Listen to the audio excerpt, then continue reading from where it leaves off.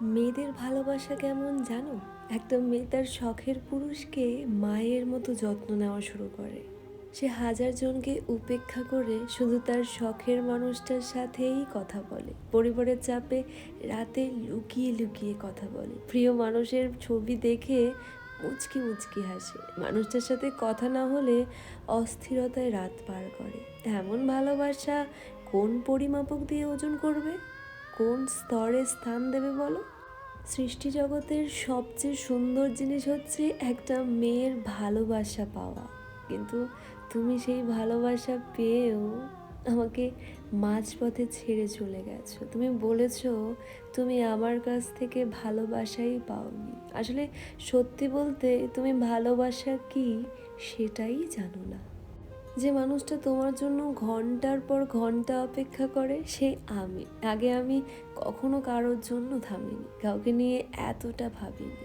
কিন্তু তুমি আমার জীবনে আসার পর সব বদলে গেল। ফোনটা পাশে রেখে বসে থাকতাম শুধু তোমার একটা হ্যালো শোনার জন্য। নিজের অহংকার, নিজের ইগো সব কিছু ছেড়ে দিয়েছিলাম, কারণ তুমি ছিলে আমার জীবনের সবচেয়ে আপন।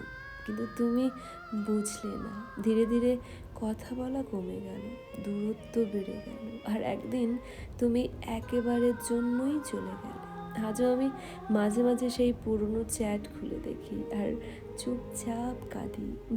ভাবি যে আমি কোনো দিন কারোর জন্য অপেক্ষা করিনি, সে কেন তোমার জন্য আজও অপেক্ষা করে? হয়তো ভালোবাসা এমনই, যে সত্যিকারে ভালোবাসে সেই শেষে একা হয়ে যায়। আর তুমি আমাকে একা করে চলে গেলে।